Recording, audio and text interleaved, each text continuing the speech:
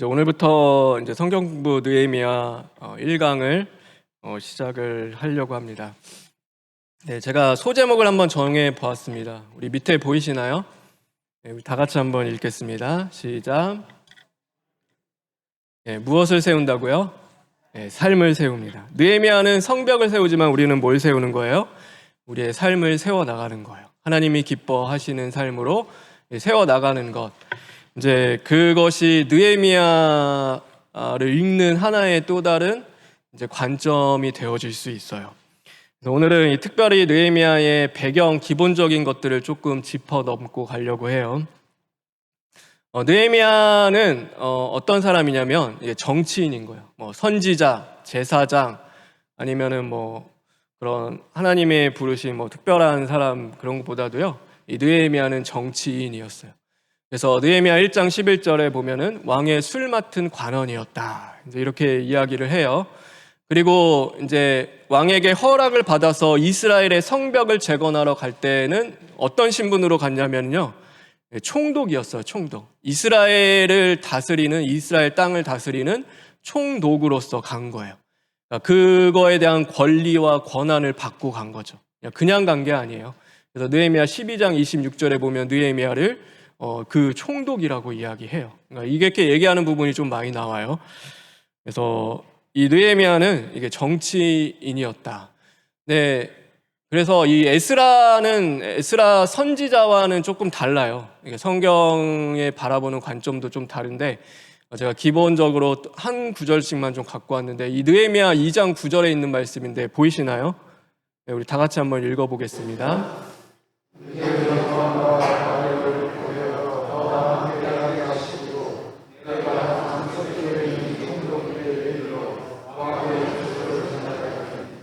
느헤미야가 이제 이스라엘 땅에 가기 전에 뭐 했냐면 아닥사스다 왕이요 군대 장관도 주시고요 마병도 주시고요 나와 함께할 사람들도 주세요. 이제 이렇게 얘기를 하는 거예요. 근데 에스라서에 보면은요 좀 달라요. 에스라서 8장 22절에 보면은 하나님의 그 일들을 감당해 나갈 때 에스라 선지자는 이렇게 이야기를 해요. 우리 다 같이 한번 읽어보겠습니다. 시작.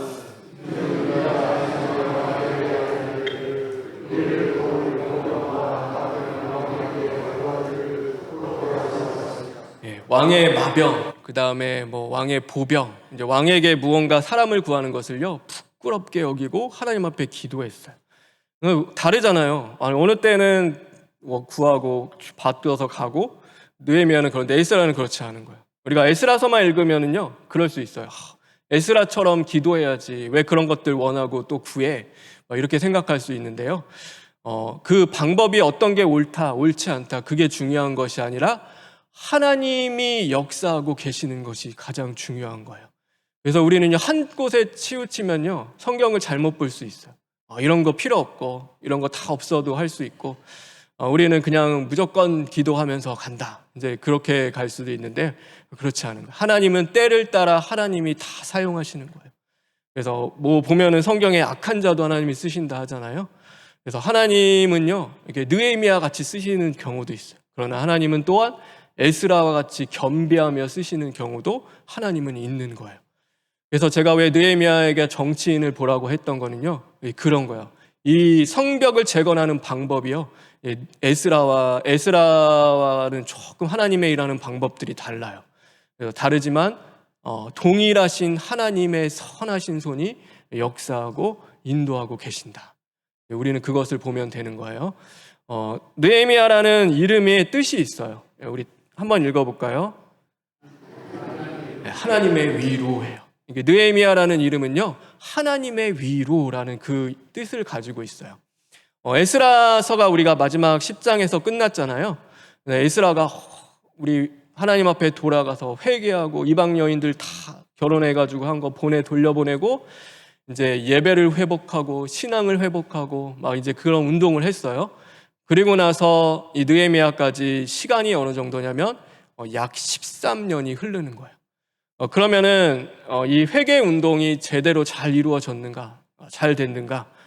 그렇지 않아요. 에스라가 이렇게 진짜 피를 토하면서 얘기하는데요, 이렇게 잘 이루어지지 않았어요. 그래서 느헤미야 1장 3절에 보면 큰 환난을 당하고 능욕을 받으며 예루살렘 성은 허물어지고 성문들은 불탔다. 이제 이게 예루살렘의 실태인 거예요.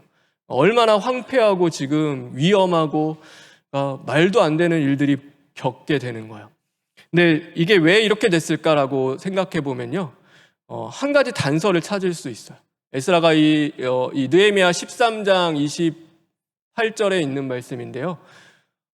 여기 이 산발랏의 사위가 되었으므로 이제 이 말이 있거든요. 이 산발랏은 이방인이에요. 근데 누구였냐면요, 이 느헤미야를 앞으로도 이제 나오는데 성벽을 재건하는 것을 방해해요. 막 침략하려고 하고 이걸 거슬리는데 이방인이에요. 이방인 산발랏은요. 근데 이 산발랏의 사위가 누구였냐면 대제사장의 손자의 아들인 거예요. 그러니까 제가 왜 이 얘기를 하냐면요, 내 딸을 쫓아냈어요, 이스라엘 땅에서. 그런데 내 딸이 울면서 쫓겨났는데 그렇게 다 쫓겨났어요. 그랬더니 주변의 국가랑 이제 결혼을 했잖아요. 딸들이 다 쫓아나오니까 어때요? 그러니까 거기 있는 사람들이 일어나는 거예요. 들고 일어나서 이스라엘을 침략하고 공격하고 괴롭게 하는 거예요. 하나님의 일을 하려고 열심히 했는데요, 오히려 핍박을 당하고 하고 있는 거죠. 그게 이제 13년이라는 시간인 거예요. 근데 13년 동안 에스라가요, 정말 눈물 흘리며 말씀 전하고 그렇게 도망치지도 않았어요. 결실도 없어요. 너무나 힘들어요. 그게 나타나면 좋은데 없는데, 그때 누가 13년 후에 하나님이 누구를 보내주세요? 느헤미야를 보내주시는 거예요. 에스라가요, 저는 정말 대단한 선지자인 거예요. 그러니까 꿋꿋하게 아무 별실이 없는데 그 자리를 지키는 거예요. 이게 나아질 겨를도 보이지 않고, 그런데도 하나님 앞에 기도하며 그 자리를 지켰을 때 하나님의 위로를 에스라에게 보내주셨어요. 그게 누구였냐면 느헤미야예요. 그래서 느헤미야 총독이 와서 에스라에게 힘을 더하여 주고, 오늘 이 모든 이 회개 운동, 이 회개 역사의 모든 것들 종지부를 찍으려고 그거를 완성해 나가기 시작을 하는 거예요. 그래서 하나님의 때는 우리는 언제인지 몰라요. 에스라가 이제 한 5년 하다가 나 그만해야지 돌아갔으면은 이제 그게 더 어려울 수도 있겠죠. 8년 하다가 안 되나 보다. 근데 이 13년을 기다렸더니 하나님이 느헤미야, 하나님의 위로가 그에게 임하고 이제 이 모든 일들을 함께 합심하여서 이루어 가기 시작을 하는 거예요. 그래서 그것을 보면 돼요. 그래서 우리 정치인 느헤미야는 언약 백성들에게 위로자가 되었다. 그러니까 느헤미야가 온 것은요, 하나님의 위로였어요. 하나님이 우리를 버리지 않고 함께 하시는구나라는 것을 다시금 깨닫게 되는 거죠. 이 느헤미야의 저자는 누굴까? 그럼 이 느헤미야서를 기록한 사람은 누굴까? 이게 두 가지 설이 있어요. 이 느헤미야서는요, 원래 이제 히브리 성경에 보면 한 권의 책이에요. 에스드라서라고 해가지고요. 에즈라인가? 예, 그래서라고 해서 이 에스라랑 느헤미야가 한 권이에요.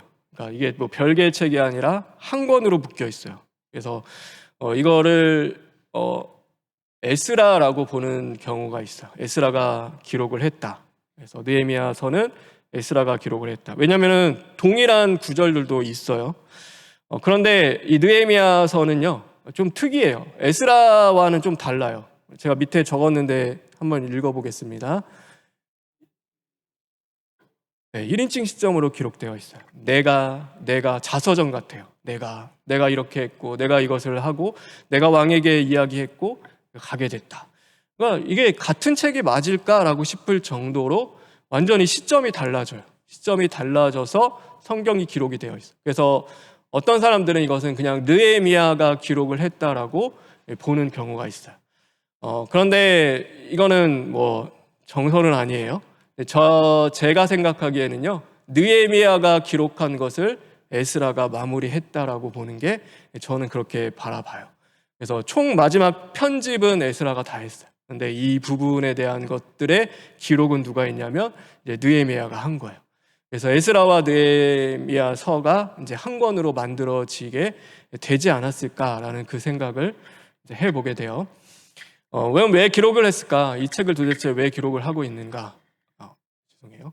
무너진 성벽 재건과 영적 각성에 대한 기록을 해놓은 거야.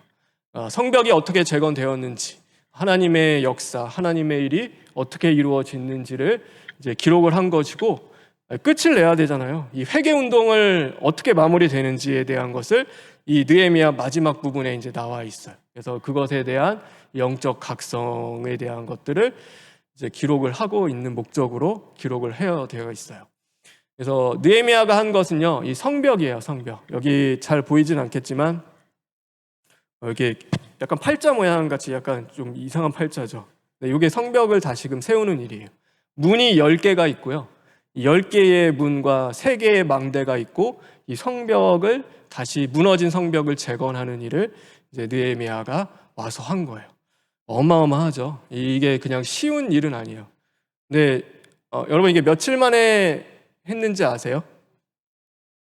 누구 맞아요. 52일 만에 끝냈어요. 말도 안 되는 일이에요. 13년을 못했던 이 일을요, 며칠 만에 했다고요? 52일 만에 한 거예요. 하나님의 일은 진짜 놀라워요.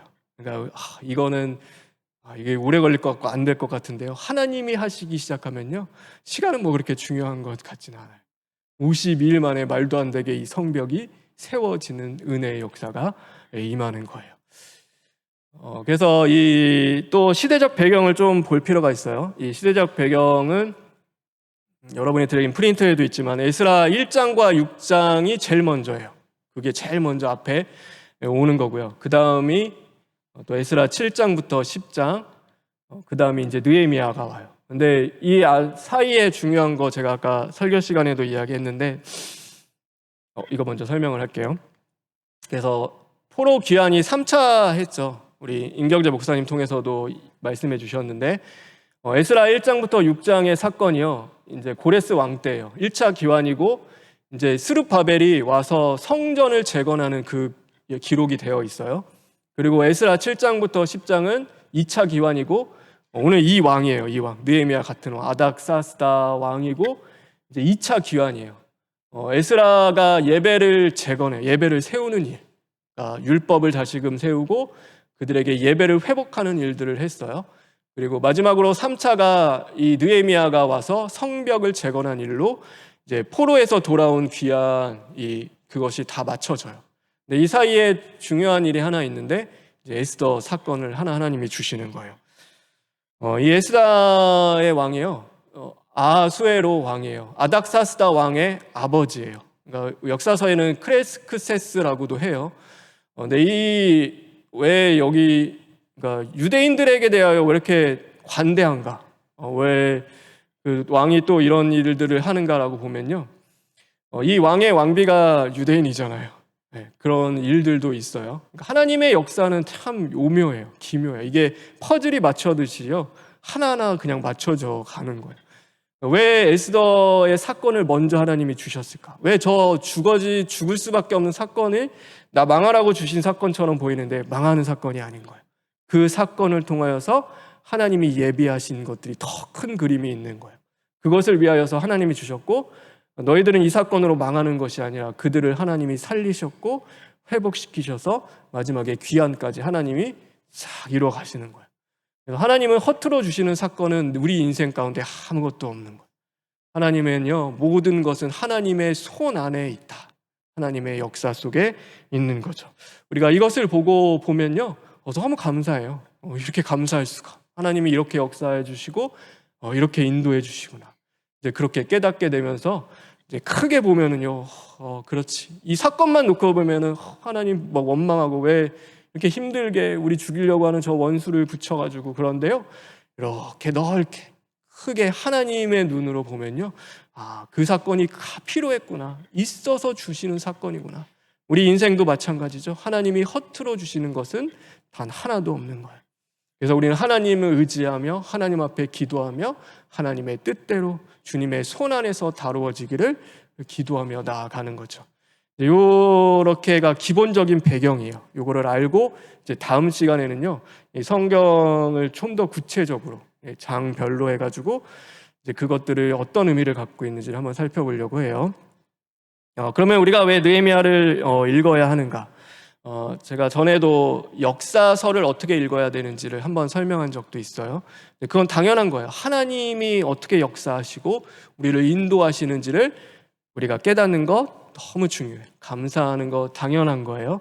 역사서를 바라보는 큰 눈이에요.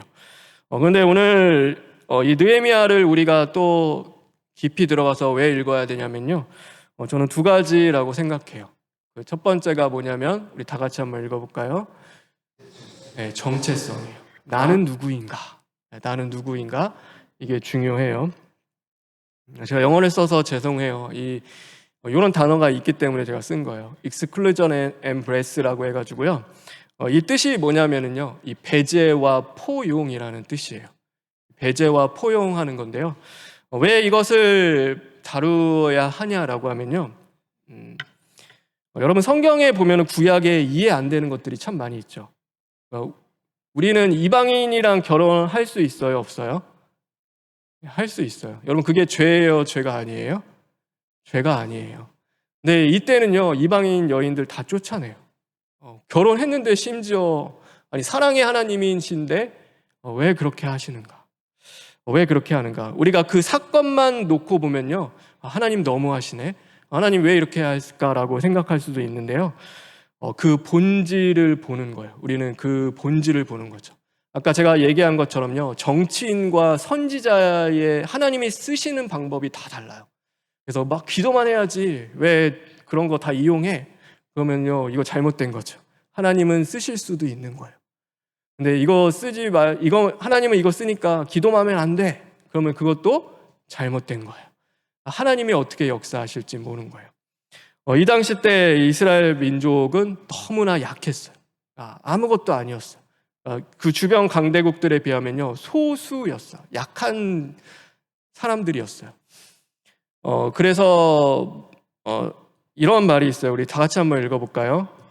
시작.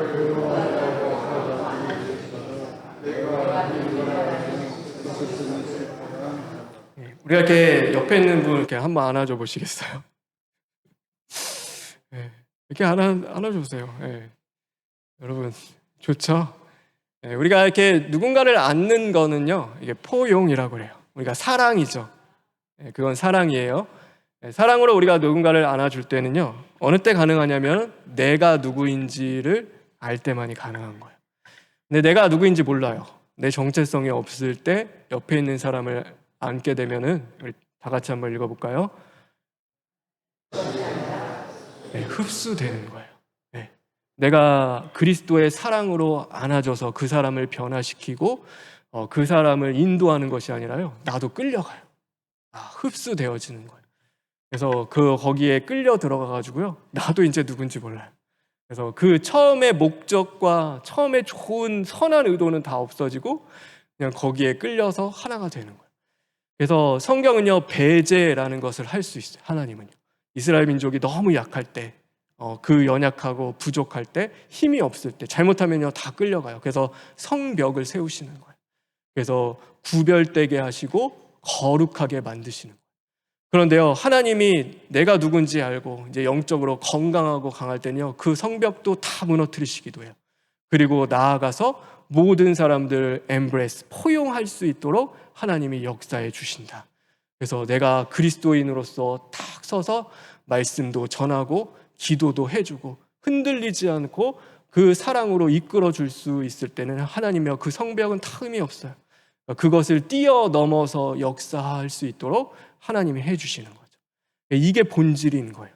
그래서 이거를 안 보고 그냥 이방인 결혼하지 말래, 이방인이랑 여인이랑 결혼하면 안 된대, 그래서 그거를 오늘날 끄집어 와서 오늘 이방인 여인들과 저는 그래요. 우리가 만약에 정체성이 확실하고 하나님 안에서 정말로 기도하며 나아갈 수 있다고 하면요, 그 끌어안고 기도하며 정말로 구원으로 인도하고, 우리가 이방 여인들과 결혼하는, 이방 사람들과 결혼하는 일들이 얼마나 많아요. 그럼 우리 다 배제할 거예요?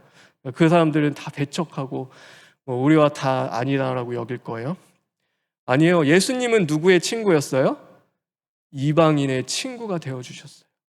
이방인들도 함께 식사하면서 그들에게도 복음을 전하시고 찾아갔던 분이 예수님이신데 왜 우리는 그렇게 못해요?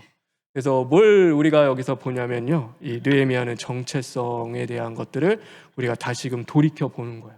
내가 누구인지, 내 안에 무너진 것들이 무엇인지를 다시금 바라보며 그것들을 기도로 하나님의 손에 올려드리며 회복할 수 있도록 나아가기 위해서 읽는 책이 느헤미야서인 거예요.